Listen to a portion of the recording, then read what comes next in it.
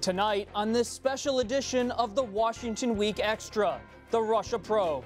Former White House Chief Strategist Steve Bannon is issued a subpoena by Robert Mueller, cuts a deal to avoid a grand jury, then refuses to fully testify before a House committee until his terms are cleared by the White House, and rewriting the rules of health care. The short and long-term impact of the Trump administration's new work requirements for Medicaid recipients. I'm Robert Costa. We discuss President Trump's unconventional first year next. This is the Washington Week Extra. Once again from Washington, moderator Robert Costa. Good evening. President Trump's former chief strategist Steve Bannon was served with 2 subpoenas this week relating to investigations of Russian election meddling. First, special counsel Robert Mueller's team sent a subpoena for Bannon to testify before a grand jury. Then the House Intelligence Committee issued another subpoena after Bannon refused to answer questions claiming possible executive privilege. Bannon wasn't the only former Trump campaign advisor to appear before the House Intelligence Committee this week. Former campaign manager Corey Lewandowski was also on Capitol Hill, and White House Communications Director Hope Hicks is scheduled to testify behind closed doors. Bannon joined the Trump campaign as chairman in August of 2016 and went on to serve as the White House's chief strategist for most of last year. But his critical remarks about the president and the president's family in that explosive book, Fire and Fury, by Michael Wolff, cost him his job. Pretty recently, as the head of the conservative website Breitbart. The president also disavowed Bannon, saying he had, quote, lost his mind.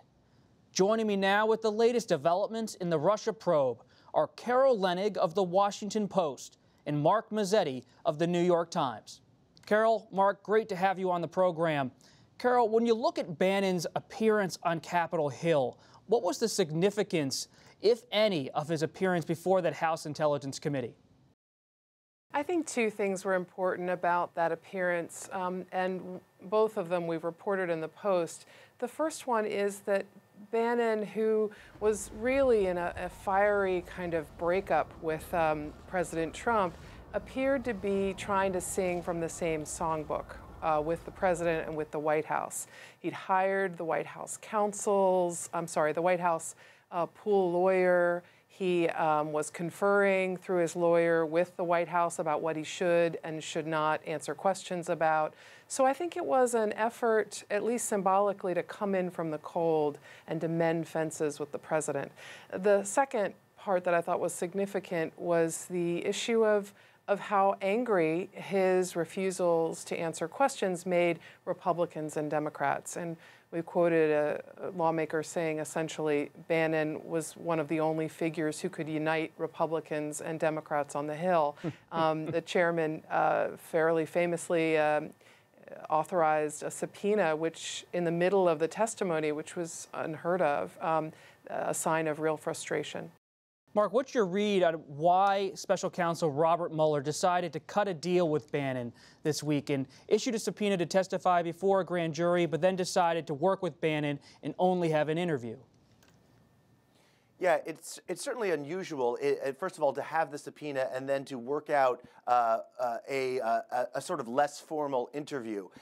It's hard to read exactly what is going on behind the scenes, but it certainly appears that this was an opening move by Mueller.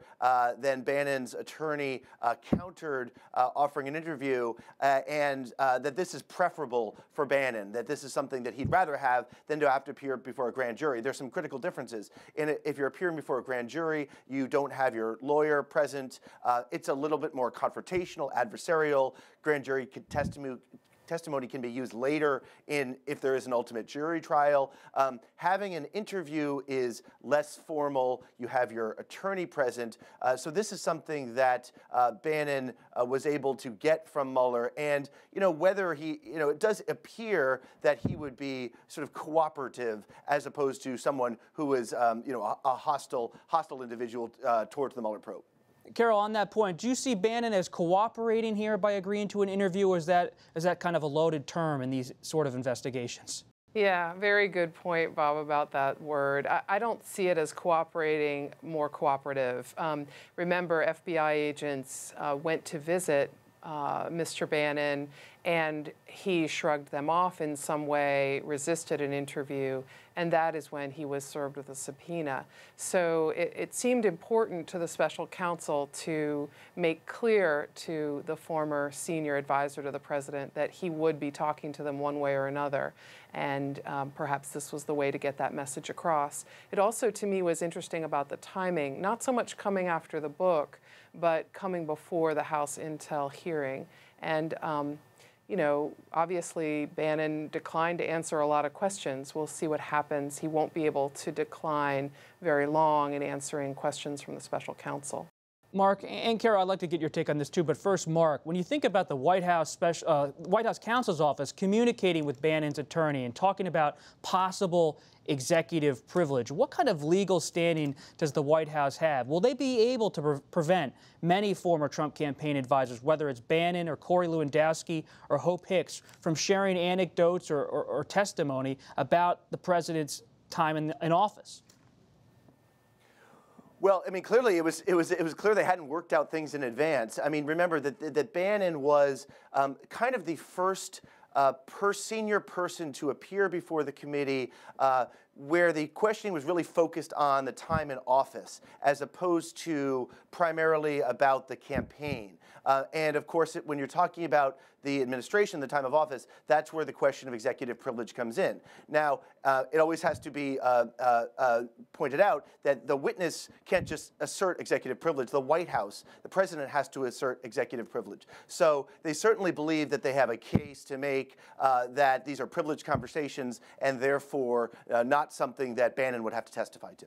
Carol, when you think about the president here, his lawyer, Ty Cobb, told CBS News this week that, quote, the president would be very eager to talk to Bob Mueller's team, that a conversation could be coming maybe in the coming weeks or months. Yet at the same time, the White House is trying to prevent this kind of testimony on Capitol Hill. What do you make of Ty Cobb's comments, and what do they tell us about the White House? Well, Ty Cobb, the White House lawyer specializing in responding to the Russian probe with the media and with Bob Mueller, has said over and over again, we are cooperating here, to quote the movie Fargo. You know, we want to be as transparent, as open as possible. In some ways, that's optics, and in some ways, that's true. I don't think that the president is going to resist an interview. He may, and his lawyers may, actually set some quite strict terms or try to set some terms about the categories so he knows what he's going to be talking about. And they are seeking, according to our reporting, to try to have some of the question and answers be in written form in some way. And I've been told multiple times that ultimately they're going to have a hybrid kind of interview. Yes, we'll sit down with you. Yes, we'll agree probably to a videotaped conversation. And we hope that some of it can be in writing rather than you know, extemporaneous debate format. Mark, final thought on... Can I add yes, just one sure, thing please. as well? That there may be some, you know, client management going on here with the White House lawyers, right? Ty Cobb has said over and over again, this probe is nearing an end. We heard it last year that it was going to end by the end of 2017. You know, there may be a little bit of trying to manage President Trump and kind of keep him in check. This is someone who we know tweets on impulse sometimes, and you know, Ty Cobb would certainly want to keep his client from doing things that may get him in more trouble with Mueller. So managing it with, you know, this thing is about to end, it may be partly a strategy to deal with Trump's impulses. And Carol, real quick, it's going to be maybe hard on that impulse question because there's a real clamor on the right. You look at House Intelligence Committee Chairman Devin Nunes. He's briefing House Republicans about missteps he thinks were taken by the Justice Department. Democrats say he's just reading talking points and misleading Republicans. But you have all this anger on the right about Mueller's credibility, about the Justice Department, and the president sees all of that too. Absolutely, Bob. I think the president is just as hot and bothered about this probe as he was, you know, months and months ago when there was internally a lot of speculation that the president was trying to pressure the Attorney General to quit and believed that this probe was corrupt and unfair and conflicted and that many members of Mueller's team had a donor relationship with Democrats, and I don't think his temper has been cooled by any one thing that anyone says. But I think Mark's right about Ty Cobb's strategy, which is let's just try to get this thing over with and get it done and keep the train moving forward of cooperation. Behind the scenes, it's a whole other story. Client management. Thank you very much, Carol Leonnig, Mark Mazzetti, two of the best in the business, sharp reporters, Pulitzer Prize winners. Thanks again for joining us. Thank you, Bob. Thank you. As President Trump approaches the one-year anniversary of his inauguration, the stock market continues to soar, and unemployment is down to 4.1%, a 17-year low. While the economy is strong, the president's poll numbers are weak.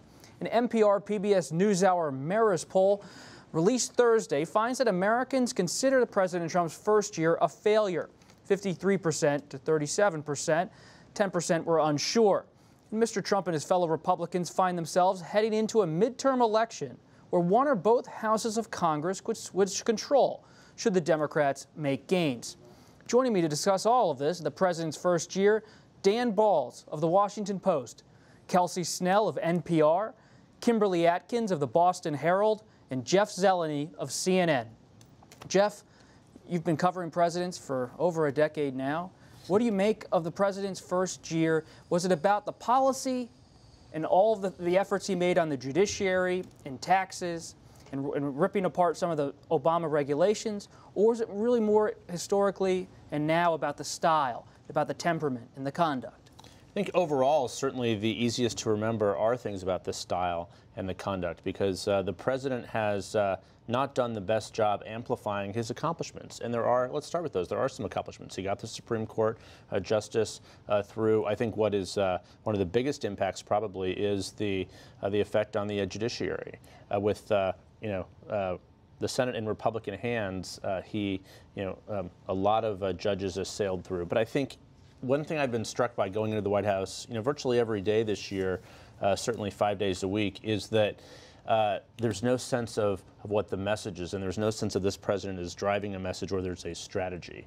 It is a lot of confusion. There is a lot of chaos when there really doesn't need to be any, and a lot of obfuscating, sort of what the next move should be here. So I think in some ways he gets in the way of himself. In some ways he gets in the way of actual progress. We hear again and again and again he's been the most successful first term of any president.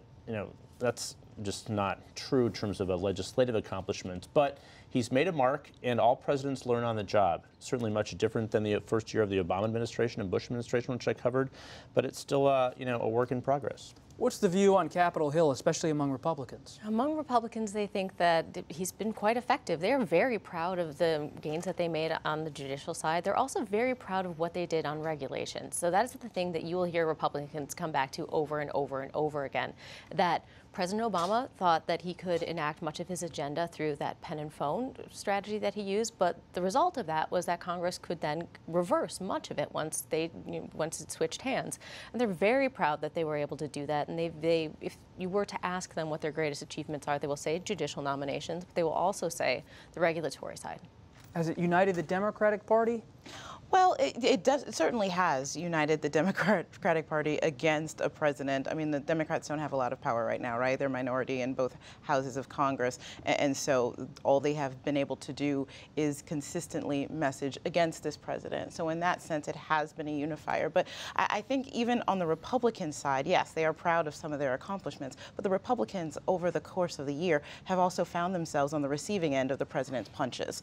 Very frequently, especially after the failed efforts to repeal and replace Obamacare, you have someone like Mitch McConnell, who was instrumental in the judicial accomplishments that this president had, was on the receiving end of this president. The Republicans also had to frequently run from the president when he made his comments after Charlottesville, or when he talked about where these countries are coming from in immigration. So the Republicans have been put in a really peculiar position of having to both align themselves with the president, also while running away from them, and at times running away from him, and sometimes fearing what he might do or say. Dan, we saw those images of the stock market, and the president, White House officials tell me, the president always talks about the stock market. He's proud of it. How much does that matter for a presidency? The success of the market, the success of the economy versus everything else? Well, it's not unimportant, but I think that the president has gotten in the way of all of that with the way he has behaved, with the tweets, with the comments that he's made after Charlottesville. There's one distraction after another. And the Republicans are clearly hoping that they can move the focus of voters by November toward the economy, which they believe will continue to be in good shape. Their argument is that the tax bill is going to spur more investment, and that will create more jobs and, in fact, perhaps lift wages. If all of that comes true, they have a message. But the reality of the first year of the Trump presidency is that it has been all about the president and not as much about the policies. And I think that one thing else, the soundtrack has been the Russia investigation, with which Mark and Carol were just talking about. And this is, we'll know by the end of the year, but this was an extraordinary opportunity for a president to come in with, controlling both chambers of Congress, the first time in a decade. And at the end of all this, should Republicans lose one chamber or the other, which we don't know yet, that's the great thing about midterm elections, we don't know, it will look like an opportunity sort of squandered and lost and time wasted on big things like infrastructure, other bills. I'm constantly reminded, and I asked the president this when he was signing the tax bill last month, if he wished he would have started with infrastructure. Because what a different presidency that would have been had he had Chuck Schumer in to talk about infrastructure. He said, no, we'll save the easiest stuff for the second year. Well, that's obviously hard. But they made a decision to go to the base way. They didn't get health care repealed as they thought. And now they're sort of set on this course here. But Dan's right. He gets in his own way. Speaking about the infrastructure proposal, could we see in 2018 the president, he was talking with Senator Schumer ahead of the possible shutdown, could we see him move to the center, or is it the same old playbook for 2018? I think he could move on to infrastructure, and even if he moved to the center on that, I do not see how that could get passed in 2018. It is potentially easier to agree on the broad themes of infrastructure, but Democrats and Republicans have very different approaches to how they want to get to a point where we're investing more in infrastructure. And those are not simple questions, because it comes down to fundamental issues of, does the government spend more money? Do we enter into more public-private partnerships? And how do you prioritize what work gets done? And those are very, very difficult questions to be doing in an election year with, as we've talked about, no trust and not a lot of sense that there are good negotiating partners. And who's shaping it on Capitol Hill, Ryan or McConnell? Oh, gosh, when it comes down to infrastructure? Policy in general. I think that if you ask Ryan's office, they would say they would, and if you ask McConnell's office, they would answer the opposite. Final thought, Kim? I think that's a good jumping point to look into 2018, what comes ahead. I mean, if they can't get infrastructure, how are they going to try to get some of the things the president has talked about he wants to do, like welfare reform or entitlement reform? I think it's going to be another year of big fights between the White House and Congress ahead. Let's keep talking about this, because when you look back at 2017, it was not just about all the legislation, it was about the rollback of the Trump administration's efforts on regulations. And let's talk, one of those regulatory efforts across this administration was the first of its kind work requirement for Medicaid recipients. Doesn't get a lot of attention, but worth paying attention to, because this change will require adults between the ages of 19 and 64 to work, go to school, take job training, care for a family member, or perform community service. There's an exemption for pregnant women, full-time students, and the physically impaired or medically frail. Kentucky Governor Matt Bevin's office estimates the work rule will save Kentucky almost $2.5 billion over 5 years. The PBS NewsHour's Judy Woodruff asked Governor Bevin about these new work rules and how they could possibly improve Kentucky's Medicaid program. We simply want, for those that are able to be engaged in their own health outcomes, we want them to be, because there's dignity and self-respect that is offered to people through the ability for people to do for themselves. Joining me from Washington is our friend Reid Wilson, political reporter for The Hill. Reid, so often we hear about the Trump administration's rollback of different kinds of regulations, but inside of the states, there's a lot going on that doesn't often get a lot of attention. And Kentucky has become ground zero for the national Medicaid debate. Who's going to lose coverage with the governor's latest decision? So the state estimates that about 95,000 people would lose coverage over the next 5 years of this initial test run that Kentucky has now been authorized to do. They would require people between the ages of 19 and 64 who are able-bodied adults, that is, people without certain diseases or disabilities, to work at least 20 hours a week. I should say, by the way, to engage in the community at least 20 hours a week, whether that's working or working towards an education, going through a substance abuse program, or volunteering in the community. If that program works, the state thinks that almost 100,000 people who got expanded Medicaid under the Affordable Care Act would no longer be on the state rolls. Reid, is Kentucky isolated in how it's going about this Medicaid rules change, or are other states looking at this kind of thing as well? Well, already 9 other states have made formal requests to create these sort of testing regimes under which they would implement work requirements. And we're already starting to see some other states say that they would implement their own tests. States like South Dakota, Mississippi, and maybe even Louisiana, which is notable because it's a state with a Democratic governor. Most of these states that are trying to implement new work requirements are run by Republican governors with Republican state legislatures. Only a very few have Democrats anywhere near control. How much of a blow is this for Kentucky's healthcare system? Kentucky was a place that many Democrats celebrated as a state that was embracing aspects of the Affordable Care Act. Now, Governor Bevin seems to be just tearing that apart. Yeah, no state benefited more from the Affordable Care Act in terms of the number of people who gained coverage after Obamacare was implemented. And whether or not it's a blow to the state, I think depends on where you sit on whether or not work requirements are a good idea. But there were hundreds of thousands of people who gained coverage when Medicaid expanded to those who made 138% of the federal poverty rate or less. Now, at least 95,000 of those could be kicked off. So it's a blow in terms of how many people would be covered in Kentucky, but there's still a lot of people who have coverage now who didn't before the Affordable Care Act passed. Seema Verma, that's a name not everybody may know. You cover her closely. She runs the Center for Medicare and Medicaid Services. She's an ally of Vice President Pence.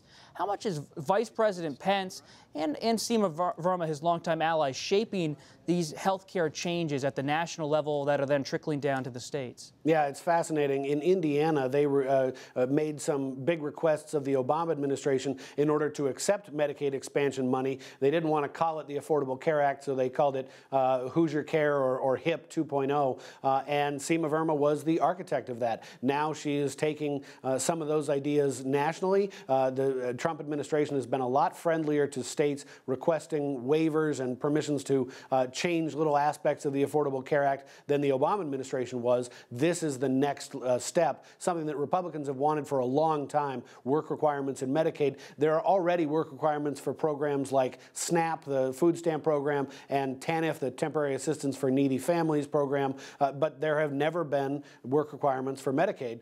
Now, Seema Verma it is taking what Mike Pence proposed in Indiana and allowing other states to experiment with it. So Seema Verma and her agency are taking up these work requirements. States are taking up, at least Kentucky for the moment. When should we expect, Reid, final thought, should Congress, will Congress take this aspect of the law up?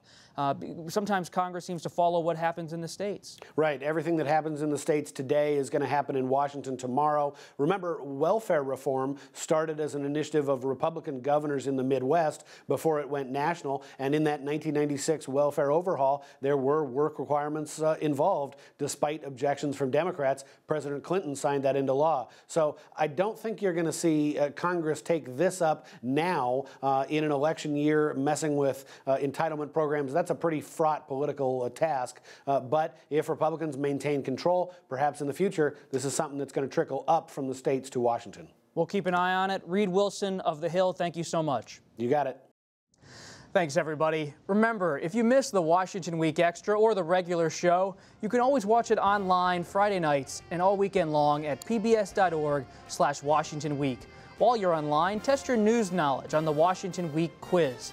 I'm Robert Costa. See you next time.